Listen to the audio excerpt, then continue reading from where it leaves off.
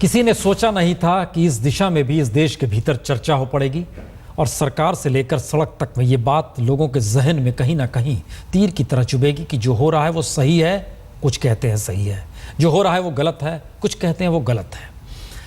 लेकिन एक तारीख, दो बड़े और दो बड़ी यादें, एक नेता पूर्व प्रधानमंत्री और दूसरे देश के पहले गृहमंत्री, एक की शहादत का दिन तो दूसरे का जन्मदिन।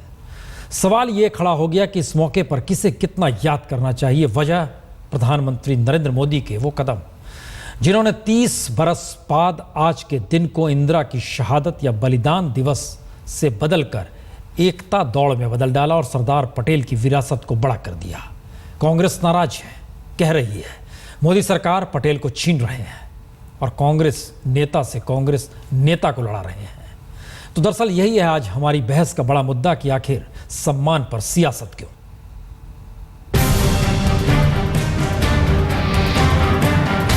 सरदार पटेल। इंदिरा गांधी को श्रद्धांजलि बनाम पटेल को सम्मान। लौह पुरुष बनाम आयरन लेडी ऑफ इंडिया। 31 अक्टूबर ये वो दिन है जिसे पिछले 30 सालों से पूर्व प्रधानमंत्री इंदिरा गांधी के शहीदी दिवस के तौर पर देश देखता आया है। लेकिन 30 साल बाद शायद ये पहली बार हुआ है जब देश में 31 अक्टूबर को इंदिरा गांधी की जगह सरदार पटेल का नाम ज्यादा गूंज रहा है। भारत माता की। सरदार पटेल, सरदार पटेल, सरदार पटेल। पहली बार किसी मौजूदा प्रधानमंत्री ने सिर्फ ट्वीट कर इंदिरा गांधी को श्रद्धांजलि दे दी। पहली बार शायद अखबार पूर्व प्रधानमंत्री इंदिरा गांधी को मिलने वाली सरकारी श्रद्धांजलि से नहीं बल्कि पूर्व गृहमंत्री के सम्मान के संदेशों से हटे पड़े हैं। हालत ये थी कि सरकार के किसी मशहूर चेहरे को शक्ति स्थल पर जाकर इंदिरा की समाधि पर फूल चढ़ाते नहीं देखा गया। और अपने भाषण में मोदी ने इंदिरा गांधी की हत्या का जिक्र किया और इशारा कर दिया कि हत्याकांड सरदार पटेल के जन्म दिवस की यादों पर भारी पड़ा। 30 साल पहले भारत की एकता को गहरी चोट पहुंचाने वाली एक भयंकर घटना ने आकार लिया। हमारे ही अपने लोगों को मौत के घाट उतार दिया गया। और वो घटना किसी संप्रदाय के लोगों के सीने पर गले लगे गांव की नहीं थी। वो घटना भारत की हजारों साल की महान विरासत के सीने पर लगा हुआ एक छुरा था, एक खंजर था, एक भयंकर आपत्तिजनक था। प्रधानमंत्री नरेंद्र मोदी की इन्हीं शब्दों ने पहली बार आजादी के बाद देश में कांग्रेस के व्यक्तित्व की विरासत पर जबरदस्त चोट की है और बहस शुरू कर दी है। क्या सरकार जानबूझकर इंदिरा गांधी बनाम सरदार पटेल की बहस शुरू कर रही है? कम से कम कांग्रेस तो यही कह रही है। लोगों के मन में ये भावना ना उठे कि जो और नेता का हो रहा उसको हटाया जा रहा। और ये चोर चोरी करने की कोशिश करे तो चोर बन जाता है क्या मालिक? ये हमारी विरासत है, हम देश के साथ उसको बांटने को तैयार हैं, लेकिन किसी और के हाथ सौंपने को हम तैयार नहीं हैं। मैं बिल्कुल इत्तेफाक नहीं रखती हूँ इस बात का, क्योंकि मैं सूचना प्रसारण मंत्री थी। मुझे याद है कि जो भी इश्तेहार हम निकालते थे 31 को इंदिरा गांधी को याद करते हुए, हम उनके जन्मदिन की इश्तेहार भी निकाला करते। इंदिरा गांधी जी हमारा एक ही प्रधानमंत्री है जिसके देहांत ऑफिस में मतलब काम की ड्यूटी पे हुआ है, तो नेचुरली हम उनको कभी नहीं भूल सकते। ये तो 30वां एनिवर्सरी भी है। लेकिन पटेल के वारिस उनको मिल रहे सम्मान से बेहद खुश हैं। अभी तक तो कोई ऐसा प्रसंग हुआ ही नहीं था सरदार पटेल के लिए इतना बड़ा, तो और ये इतना भी किया है तो मेरे ख्याल से सम्मान हुआ है। दरअसल चुनाव जीतने के बाद से ही मोदी ने अपने महानायकों की एक लिस्ट बनाई है और उन महानायकों के हिसाब से योजनाएं भी बनाई जा रही हैं। इत्तेफाक देखिए कि उन महानायकों में ज्यादातर कांग्रेस के पुराने नेता हैं, लेकिन कोई भी नेहरू गांधी परिवार से ताल्लुक नहीं रखता। वही नेहरू गांधी परिवार जिसके नाम एक तरफ इंदिरा गांधी और दूसरी तरफ सरदार पटेल। सवाल ये नहीं है कि तुलना हो, सवाल यह है कि इस दौर में सम्मान का मतलब सरकारों द्वारा मान्यता देना ही हो चला है क्या? इतिहास के झरोखे में देश जब जब देखेगा तब सत्ता की नजर से ही देखेगा क्या? और सत्ता का मतलब अगर सियासत हो जाएगा तो ऐसे में इंदिरा गांधी का नाम हो, महात्मा गांधी का नाम हो, नेहरू का नाम हो, या दूसरी तरफ सरदार पटेल का नाम हो, सावरकर का नाम हो, या किसी का भी नाम हो, सवाल है सत्ता के नज़रिए से देश देखेगा, यह भी एक सवाल है। हमारे साथ बीजेपी के वरिष्ठ नेता सुधांशु त्रिवेदी जी जुड़ चुके हैं। मणिशंकर अय्यर साहब स्टूडियो में कुछ देर में जुड़ जाएंगे। हमारे साथ जेएनयू के इतिहासकार मृदुला मुखर्जी भी हमारे साथ जुड़ चुकी हैं, जो जेएनयू में पढ़ाती हैं। मृदुला जी, पहला सवाल आप ही से, क्या महात्मा गांधी के बाद सरदार पटेल का जिक्र जो सरकार कर रही है, जिस लहजे में कर रही है, और संयोग से अगर इंदिरा गांधी के शहादत के दिन उनकी जयंती पड़ती है, तो सत्ता का नजरिया इतिहास में किस रूप में याद रखा जाएगा? देखिए, ये सत्ता और इतिहास हमें कोशिश तो करनी चाहिए कि अगर इन दोनों को अलग रख सके, पर होता नहीं है। तो अभी जो इस्तेमाल हो रहा है इतिहास का, अभी जो मुझे लगता है कि कुछ बहुत संकीर्ण राजनीतिक उद्देश्य हैं जिसके लिए इन चीज़ों का इस्तेमाल हो रहा है, और मुझे नहीं लगता कि इंदिरा गांधी की पुण्यतिथि और सरदार पटेल का जो जन्मदिन हम मना रहे हैं, इन दोनों में कोई क्लैश होना चाहिए। इनफैक्ट दोनों ही इंडियन यूनिटी के लिए बहुत इम्पोर्टेंट है।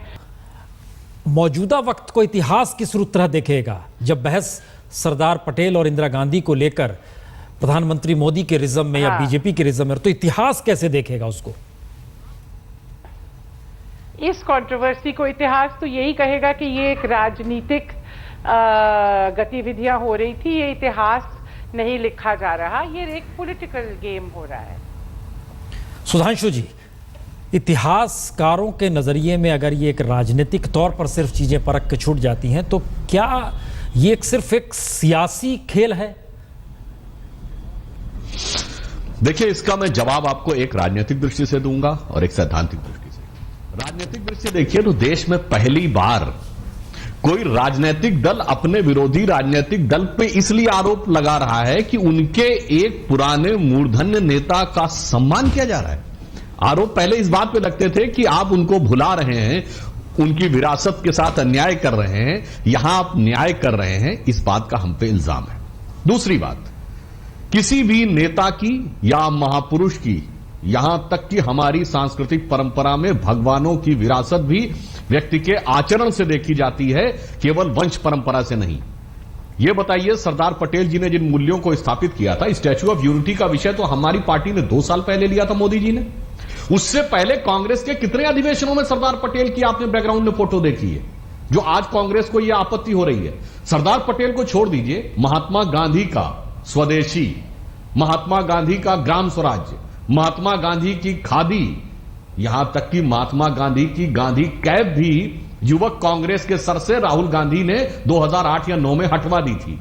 अगर आपको सादा जीवन, ग्राम स्वराज, खादी और राम राज्य जैसी भावना के प्रति समर्पण दिखेगा, तो मैं जिम्मेदारी से बोल रहा हूं, राष्ट्रीय स्वयंसेवक संघ के लोगों के आचरण में दिखता है, फिर भी गांधीवादी मूल्य कांग्रेस के आचरण में कहीं नहीं दिखते। एक बात और कहना चाहूंगा, भारत की परंपरा को देखिए, भगवान राम को भगवान माना गया, मगर भगवान राम के पुत्र के रूप में लवकुश के उतने मंदिर नजर नहीं आएंगे आपको। भगवान राम के शिष्य के रूप में हनुमान के मंदिर नजर आते हैं। जिसने आचरण किया, उन मूल्यों को जनता स्थापित करती है। यह एक सैद्धांतिक विषय है और हमारे लिए यह प्रतिबद्धता का विषय था। कांग्रेस के या गांधी के या पटेल जी के विरोधी थे। संघ का एक प्रातः स्मरण होता है, जिसमें कि अनादिकाल से लेकर आज तक भारत के जितने महापुरुष हुए हैं, उनको प्रातःकाल संघ के शिविरों में याद किया जाता है। उस प्रातः स्मरण में महात्मा गांधी का भी नाम है, और आज से नहीं है, 50-60 साल से है। तो हम किसी भी महापुरुष का सम्मान राष्ट्र के लिए किए गए उसके योगदान के आधार पर करते हैं। इसमें दलगत भावना को देखना कदापि उचित नहीं। मणिशंकर अय्यर जी भी हमारे साथ जुड़ चुके हैं। मणिशंकर अय्यर जी, ये जहन में क्यों आया कि हम बांट सकते हैं विरासत, सौंप नहीं सकते हैं? कौन बांट रहा है? आपने आज सुबह कहा कि हम बांट सकते हैं विरासत, अपनी विरासत को, लेकिन हमारा ये कहना है कि हमारी विरासत जो है वो आज़ादी के पहले का जो विरासत है वो कांग्रेस का विरासत है, और आज़ादी के पश्चात राष्ट्रीय विरासत भी है और कांग्रेस की विरासत भी है। अब सरदार पटेल 3 साल छोड़कर हमारे स्वतंत्रता संग्राम से जुड़े हुए थे। वो 3 महापुरुषों में से थे, गांधी, जवाहरलाल नेहरू और सरदार पटेल।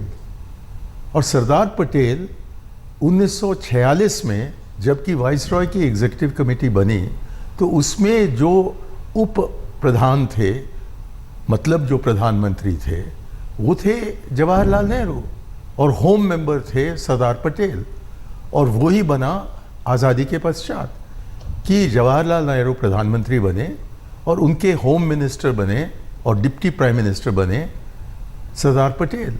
हमारा तो कभी कोई झगड़ा नहीं रहा है, यहाँ तक कि सन 1950 में जबकि नेहरू लियाकत प्लान पर हस्ताक्षर नेहरू जी ने लगाया और फिर देखा कि कांग्रेस पार्लियामेंट्री पार्टी उनका साथ नहीं दे रहा था, तो उन्होंने अपनी इस्तीफ़ा तैयार की।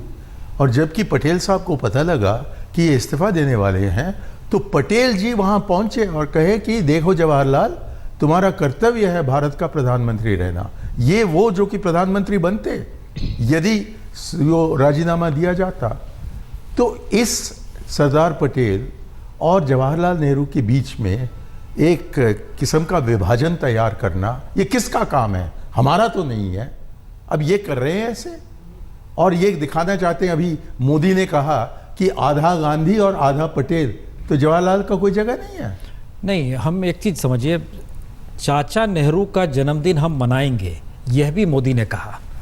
ठीक है, ओके, उन्होंने चाचा तक शब्द का प्रयोग किया। सवाल सिर्फ इतना आ रहा है कि कोई नेता देश का होता है या पार्टी का हो जाता है। एक मिनट, और अगर वो पार्टी सत्ता में आ जाए तो सत्ता के नजरिए से देश देखना शुरू कर देगा या क्या होने? ये कभी आज से नहीं शुरू हुआ।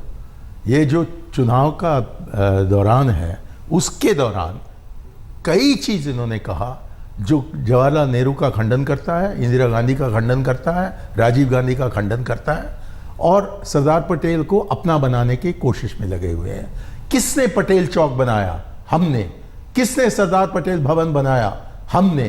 किसने सरदार सरोवर की कल्पना की? हमने। किसने सरदार सरोवर के बांध जो है उसको किसने शुरू किया? हमने। और जबकि वर्ल्ड बैंक ने कहा कि वो पैसे नहीं देंगे, किसने पैसे दिए ताकि वो पूरा हो? हमने। और तो जबकि हम सरदार पटेल को इतनी इज्जत देते हैं चुनाव के दौरान और फिर उसके पश्चात, ये कहना कि हम उनको इज्जत नहीं अफजा रहे हैं, ये क्या झूठ है? इस पर मुझे नाराजगी है। हम तुरंत लौट रहे हैं ब्रेक के बाद। उसमें एक सवाल नहीं, कई सवाल इससे निकल रहे हैं कि क्या वाकई सियासत की नज़र इस दौर में छोटी हुई है, या फिर ये माना जाए कि देश को देखने की नज़र के हिसाब छोड़कर सियासत अपनी नज़र से अब इस देश के इतिहास को भी देख